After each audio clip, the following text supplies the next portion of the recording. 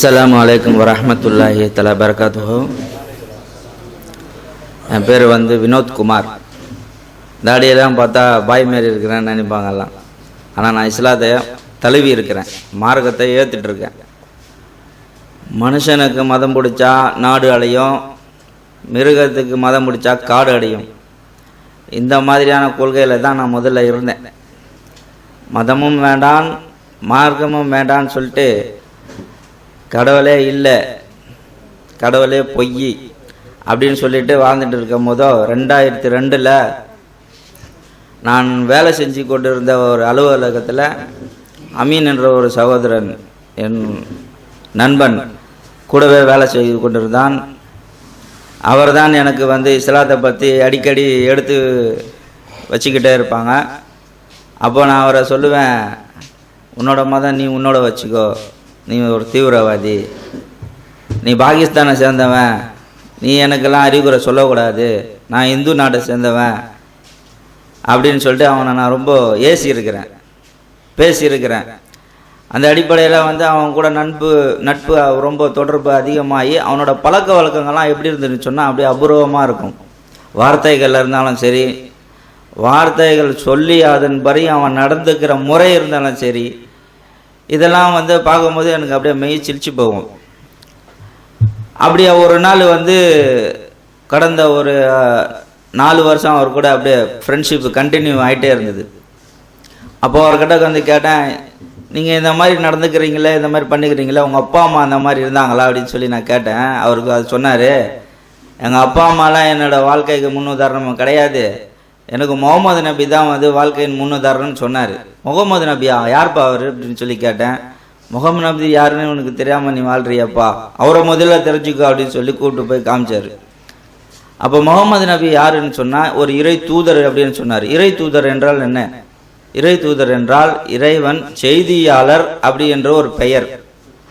அவர் செய்தியாளர்னு சொன்னால் அவருக்கு செய்தி சொல்லக்கூடியவர் யார் அப்படின்னு சொன்னால் அதுக்கு ஒரு ஜிப்ரேலுன்னு சொல்கிறாங்க. ஒரே குழப்பங்கள் தாங்க முடியல.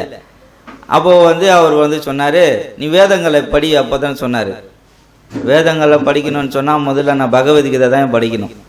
பகவத்கீதை படிக்கணும்னா அதுக்கு ரிக்வேதம், மதர் வேதம், சாம வேதம் சொல்லி நிறைய வேதம் வச்சுருக்கிறானுங்க. அதுக்கப்புறம் பைபிளையும் படித்தேன்.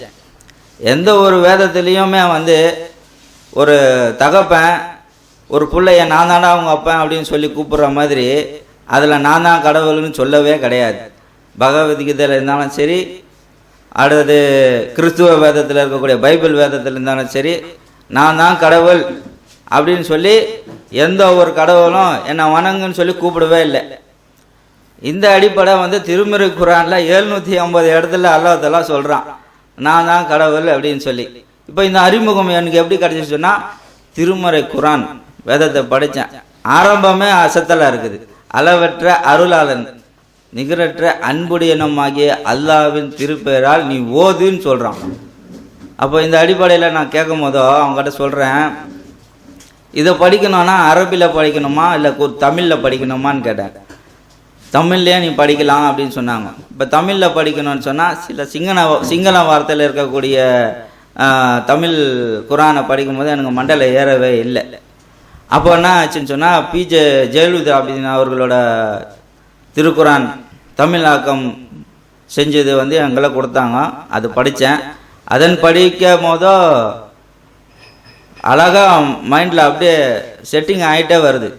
அப்போ இந்த அடிப்படையில் நான் வாழ்க்கையை அமைச்சிட்டு இருக்கும் போதோ அந்த நண்பர் சொன்னார், நீ படிக்கிறது தான் முக்கியம் இல்லை, நீ படித்து அதன் மாதிரியாக நீ வாழணும் அப்படின்னு சொன்னார். அப்போ தொழுகைக்கு சட்டங்கள் சொன்னாங்க. அதுக்கப்புறம் வாழ்க்கைக்கு தேவையான அத்தனை விஷயங்களும் திருக்குரான் சொல்லி வகுத்து கொடுக்குது. இதெல்லாம் படித்து என்னோடய மைண்டில் செட்டிங் ஆகி அவர் கூட 2002 2010 வரைக்கும் கிட்டத்தட்ட 8 வருஷம் அவரோட நட்பில் இருந்து தமிழ்நாடு தௌஹீத் ஜமாத் மூலியமாக தான் எனக்கு இஸ்லாம் வந்தது. தமிழ்நாடு தௌஹீத் ஜமாத் மூலியமாக இஸ்லாம் எனக்கு வந்தது. எனக்கு பிறகு எங்கள் அண்ணனுக்கு வந்தது. எங்கள் அண்ணன் குடும்பமே இப்போ இஸ்லாத்தில் இருக்கிறாங்க. இன்ஷா அல்லாஹ் எங்கள் அம்மா கூட இப்போ மாறிட்டாங்க. எங்கள் அக்கா மட்டும் தான் இப்போ வெயிட்டிங் லிஸ்ட்டில் இருக்கிறாங்க. இப்போ அல்லாஹ் தஆலா என்ன சொல்கிறான்னா, நீ உலகத்தில் நீ எங்கே போய் எந்த இரும்பு கோட்டையில் நீ கட்டி உன்னோட வாழ்க்கை நீ அமைச்சாலும் சரி, உன்னோட மரணத்தை நான் தான் உன்னை பிடிப்பேன். என்னோட பிடி வந்து ரொம்ப கடுமையானது, என்னோட பிடியிலேருந்து என்னால் தப்பிக்கவே முடியாது அப்படி சொல்கிறான். அப்போ மனுஷனை வந்து வாழும் போதோ வாழ்வதுக்கு பிறகு ஒரு வாழ்க்கை இருக்குதுன்னு சொன்னாங்க. வாழ்க்கைக்கு பிறகு ஒரு வாழ்க்கை இருக்குதுன்னா அது என்னப்பா அப்படின்னு சொல்லி கேட்டேன். அதுதான் வந்து கபரோட வாழ்க்கை அப்படின்னு சொன்னாங்க. கபரோட வாழ்க்கைனா இப்போ வந்து பார்த்தீங்கன்னா இந்து மதத்தில் இருந்தாலும் சரி, கிறிஸ்துவ மதத்தில் இருந்தாலும் சரி, நம்மளுக்கு 2 மலக்குகள் இருக்காங்கன்னு, மலக்குகள் யாருன்னு தெரியாது. ஜின்கள்னு ஒரு படிப்பு இருக்குதுன்னு சொல்கிறாங்க, ஜின்கள் யாருன்னு தெரியாது. அப்போ 7 வானம் இருக்குது, 7 வானத்தில் மலக்குமார்கள் இருக்கிறாங்க, சொர்க்கம் இருக்குது, நரகம் இருக்குது, அல்லாஹ் தஆலா தீர்ப்பு வச்சிருக்கிறான். இந்த அடிப்படையெல்லாம் வந்து இந்து மக்களுக்கும் தெரியாது, கிறிஸ்துவ மக்களுக்கும் தெரியாது. இப்போ எனக்கு இது வந்து திருமுறை குரான் மூலியமாக தான் தெரிஞ்சுது. படித்தா தான் இது மக்களுக்கு புரியும். எனக்கு படித்து பார்த்தா தான் எனக்கு விளங்குச்சு. இந்த அடிப்படையில் வந்து புளியாந்தோப்பு கிளையில் இருக்கக்கூடிய தௌஹீத் ஜமாத்தில் நான் வந்து இணைஞ்சேன். எனக்கு வந்து மாநிலத்தில் போயிட்டு வர்றதுக்கு எனக்கு நேரம் இல்லாத போதோ என் வீட்டு பக்கத்தில் இருக்கிற மர்கஸ் தமிழ்நாடு தௌஹீத் ஜமாத் புளியாந்தோப்பு கிளை அம்ஜத் பாய் தான் அவர் அதுக்கு தலைவராக இருக்கிறாரு. அவரோட மூலியமாக எனக்கு இஸ்லாமில் வந்து உள்ள கண்டினியூ பண்ணுறதுக்கான ஒரு நல்ல வாய்ப்பு ஒன்று கிடைச்சிது. அதுக்குள்ளே போய் தான் என்னோடய வாழ்க்கையை அதிகமாக இஸ்லாமில் அரபி படிக்க கற்றுக்கிட்டேன். அரபி ஓதுவேன், இன்ஷால்லா நல்லபடியாக ஓதுவேன். நிறைய கஷ்டங்கள் இருக்குது. ஆனால் இஸ்லாமில் மாறுறது வந்து சாதாரணமான விஷயம் இல்லை. அதை கடைபிடிக்கிறது தான் ரொம்ப கஷ்டமான விஷயம்.